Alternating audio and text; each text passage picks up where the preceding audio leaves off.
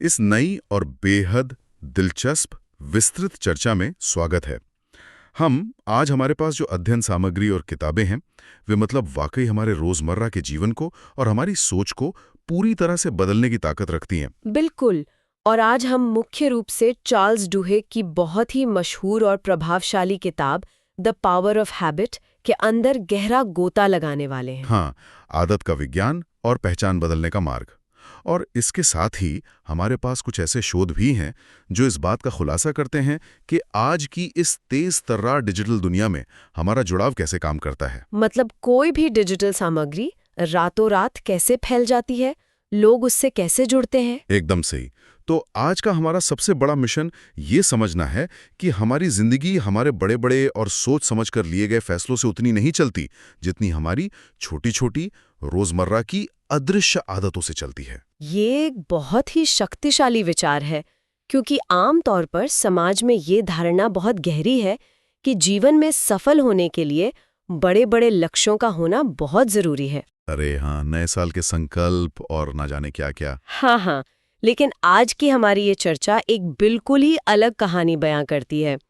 लक्ष्य क्या है ये मायने नहीं रखता, बल्कि हर रोज दोहराई जाने वाली आदतें क्या है, ये असल बात है। क्योंकि जो काम रोज किया जाता है, इंसान अंततः वही बन जाता है। चलिए इसे समझते हैं। आखिर ये आदतें काम कैसे करती हैं? तो इसके पीछे पूरा का पूरा न्यूरोलॉजिकल ढांचा है। दिमाग के अंदर ऐसा रासायनिक बदलाव होता है कि कोई साधारण सा काम, जैसे सुबह उठकर सबसे पहले फोन देखना, हमारी इतनी पक्की आदत बन जाती है कि हम उसे बिना किसी सचेत सोच के करने लगते हैं। बिल्कुल एक रोबोट की तरह। हाँ, इस पूरी प्रक्रिया को चार्ल्स डुहिग ने बहुत ही स्पष्ट तरीके से हैबिट लूप यानी आदत के चक्र के रूप में परिभाषित किया है। ये किसी भी आदत के निर्माण का सबसे बुनियादी सिद्धांत है। तो इस चक्र के हिस्से क्या-क्या होते हैं? इसके मुख्य रूप से 3 हिस्से होते हैं। पहला है क्यू यानी संकेत, दूसरा है रूटीन यानी क्रिया, और तीसरा है रिवॉर्ड यानी इनाम। संकेत, क्रिया और इनाम। बिल्कुल। लेकिन यहाँ जो चीज सबसे ज्यादा चौंकाने वाली है वो है हमारे दिमाग की बनावट। अच्छा। हाँ, हमारे दिमाग के मध्य भाग में एक हिस्सा होता है जिसे बेसल गैंग्लिया कहते हैं। जब हम कोई नया काम सीखते हैं तो दिमाग का आगे का हिस्सा बहुत सक्रिय होता है। मतलब हम बहुत ध्यान लगाते हैं। सही कहा। लेकिन दिमाग बहुत ही आलसी या कहें तो ऊर्जा बचाने वाला अंग है। जैसे ही हम उस काम को बार बार करते हैं, दिमाग उस पूरी प्रक्रिया को एक पैकेज में बदलकर इसी बेसल गैंग्लिया में स्टोर कर देता है। जरा रुकिए, तो इसका मतलब ये हुआ कि आदतें असल में दिमाग का वो तरीका है जिससे वो अपनी ऊर्जा बचाता है। बिल्कुल। विकासवाद के नजरिए से देखें तो ये ऊर्जा बचाने का बेहतरीन तरीका है। इसके बाद निर्णय लेने वाला हिस्सा काम करना बंद कर देता है और हम ऑटो पायलट मोड में चले जाते हैं। यानी दिमाग लगातार ये कोशिश कर रहा है कि उसे कम से कम सोचना पड़े। ये तो बहुत ही शानदार डिजाइन है। डिजाइन तो शानदार है, लेकिन यहीं पर समस्या भी शुरू होती है। बेसल गैंग्लिया को इस बात से कोई फर्क नहीं पड़ता कि जो आदत हम डाल रहे हैं वो हमारे लिए अच्छी है या बुरी। वो सिर्फ पैटर्न को पहचानता है। और वो पैटर्न उसी हैबिट लूप से बनता है। हाँ, सबसे पहले एक संकेत मिलता है। ये संकेत कोई समय हो सकता है, कोई जगह हो सकती है, या कोई खास भावना हो सकती है। जैसे ही वो संकेत मिलता है, दिमाग तुरंत उस क्रिया को शुरू कर देता है। और अंत में आता है इनाम, जो दिमाग को ये बताता है कि ये चक्र भविष्य में याद रखने लायक है या नहीं। बिल्कुल सही। तो क्या हम इसे किसी रोजमर्रा के उदाहरण से समझ सकते हैं, ताकि ये पूरी तरह से स्पष्ट हो जाए कि ये संकेत, क्रिया और इनाम का खेल हमारी आम जिंदगी में कैसे चल रहा है? हाँ, चलिए उस उदाहरण पर गौर करते हैं जो आजकल बहुत ही आम है। मान लीजिए दोपहर के 3 बज रहे हैं और काम करते करते बहुत ज्यादा मानसिक तनाव या बोरियत महसूस हो रही है। अक्सर ऐसा होता है। तो यहाँ समय और बोरियत की भावना दिमाग के लिए एक संकेत या क्यू का काम करती है। इस बोरियत से खुद को दूर करने के लिए कोई व्यक्ति अपना मोबाइल उठाता है और सोशल मीडिया स्क्रॉल करना शुरू कर देता है। और ये मोबाइल स्क्रॉल करना रूटीन या क्रिया हो गई? एकदम सही। थोड़ी देर तक रंग बिरंगी तस्वीरें देखने के बाद दिमाग को एक डोपामाइन हिट मिलता है। एक तरह की फौरी राहत महसूस होती है। और वो जो सुकून मिला वो उसका इनाम है। हाँ, यहाँ सबसे रोचक बात यह है कि ये चक्र सिर्फ इन 3 चीजों तक सीमित नहीं रहता। चार्ल्स डुहिग की रिसर्च एक चौथे और सबसे खतरनाक तत्व की बात करती है, लालसा या तड़प। तड़प मतलब क्रेविंग। हाँ, जब ये चक्र बार बार दोहराया जाता है तो दिमाग उस इनाम की पहले से ही उम्मीद करने लगता है। अच्छा, तो जैसे ही दोपहर के 3 बजते हैं दिमाग में उस डोपामिन की लालसा पैदा होने लगती है। बिल्कुल, ये लालसा इतनी मजबूत होती है कि ये व्यक्ति को वो क्रिया करने पर मजबूर कर देती है। यह बात बहुत दिलचस्प हो जाती है। अगर ये आदत का चक्र इतना ही मजबूत है और दिमाग की गहराइयों में स्टोर हो चुका है, तो फिर इस चक्र को तोड़ा या बदला कैसे जाए? ये द पावर ऑफ हैबिट का सबसे बड़ा नियम है। इसे आदतों को बदलने का स्वर्गिम नियम कहा गया है। ये स्पष्ट करता है कि किसी पुरानी आदत को पूरी तरह से मिटा देना लगभग असंभव है, लेकिन उसे बदला जरूर जा सकता है। तो हम ट्रिगर को नहीं रोक सकते? नहीं, हम संकेत को और इनाम को आसानी से नहीं बदल सकते। तनाव आना स्वाभाविक है, उसे खत्म नहीं किया जा सकता। और उस तनाव से राहत पाने की जो दिमाग की चाहत है, उसे भी नहीं छीन सकते। तो फिर बचता क्या है? बचती है बीच की क्रिया। जब तनाव महसूस हो, जो कि हमारा संकेत है, तो मोबाइल स्क्रॉल करने की पुरानी क्रिया के बजाय कोई नई क्रिया अपनाई जा सकती है। जैसे अपनी डेस्क से उठकर बाहर 5 मिनट टहलने चले जाना। हाँ, या किसी सहकर्मी से बात कर लेना। टहलने से भी दिमाग को एक तरह की शांति महसूस होती है।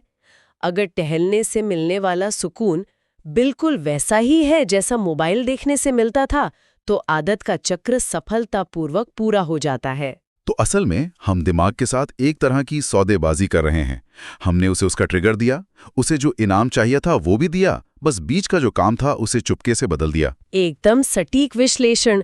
दिमाग को इस बात से कोई खास फर्क नहीं पड़ता कि क्रिया क्या है। उसकी पूरी दिलचस्पी सिर्फ उस डोपामाइन में होती है। जब इनाम वही रहता है तो दिमाग बहुत आसानी से नई आदत को स्वीकार कर लेता है। ये तो हुई किसी एक विशेष आदत को पहचानने और उसे हैक करने की बात। लेकिन जब हम किताब के अगले हिस्से की तरफ बढ़ते हैं तो उसमें एक और बहुत ही शक्तिशाली विचार का जिक्र है, जिसे कीस्टोन हैबिट्स या आधारभूत आदतें कहा गया है। हाँ, कीस्टोन हैबिट्स आदतों की दुनिया के सुपर हीरो की तरह है। ये मुझे बहुत ही आकर्षक लगा। ये सामान्य आदतों से कैसे अलग है? देखिए, कुछ आदतें ऐसी होती हैं जिनका प्रभाव सिर्फ एक व्यवहार तक सीमित नहीं रहता।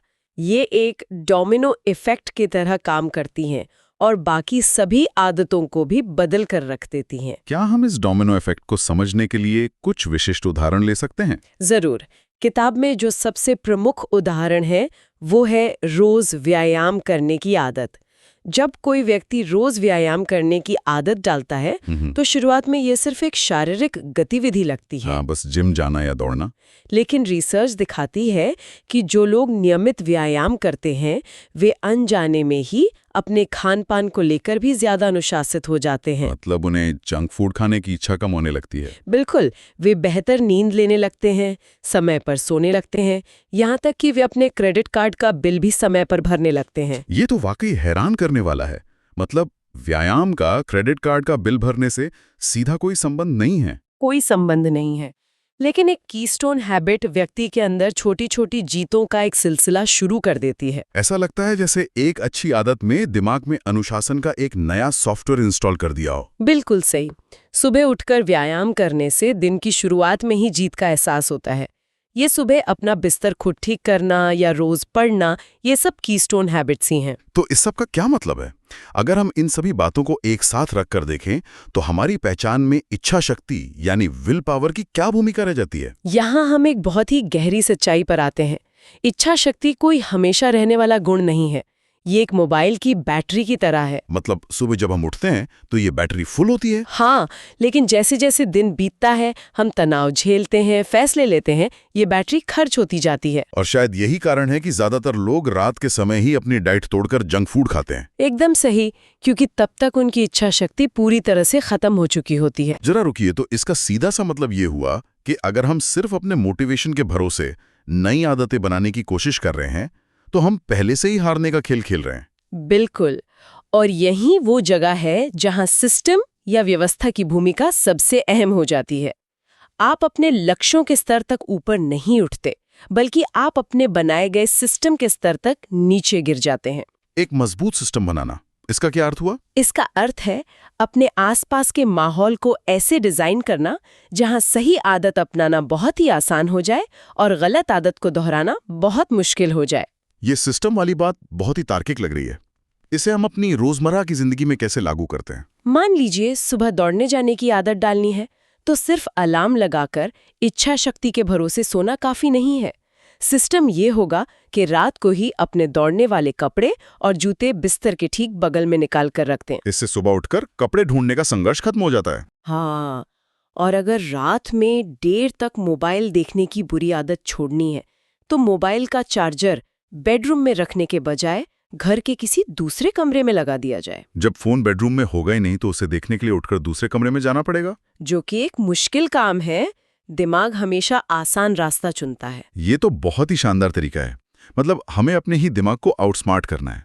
अब अगर हम इसी सिस्टम वाली बात को थोड़ा आगे बढ़ाएं तो मुझे अचानक से ये एहसास हो रहा है कि आज के स्मार्टफोन्स और सोशल मीडिया प्लेटफॉर्म्स भी तो बिल्कुल यही कर रहे हैं। हाँ, अगर हम इसे बड़े परिप्रेक्ष्य में देखें तो आपने बिल्कुल सही कड़ी जोड़ी है। क्या ये डिजिटल दुनिया भी हमारे इसी हैबिट लूप को हैक करके हमारे लिए एक ऐसा सिस्टम नहीं बना रही है जहां स्क्रीन से चिपके रहना सबसे आसान काम हो गया है? बिल्कुल बना रही है।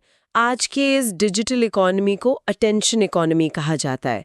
टेक कंपनियों के पास ऐसे इंजीनियर हैं जिनका एक ही काम है, यूजर्स के लिए एक ऐसा सिस्टम बनाना जहां डिजिटल सामग्री का उपयोग एक स्वचालित आदत बन जाए। तो क्या डिजिटल दुनिया में भी ये संकेत, क्रिया और इनाम का चक्र उसी तरह से काम कर रहा है? हाँ, बल्कि यहाँ ये और भी ज्यादा तेज है।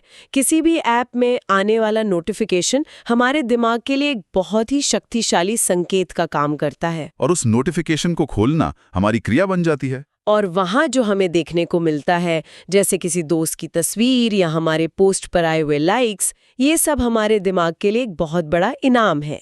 ये हमें एक त्वरित डोपामाइन हिट देता है। और क्योंकि ये इनाम इतना अप्रत्याशित होता है, मतलब हमें नहीं पता होता कि अगली बार स्क्रॉल करने पर क्या नया मिलेगा, इसलिए ये एक कसीनो की स्लॉट मशीन की तरह काम करता है। एकदम सही।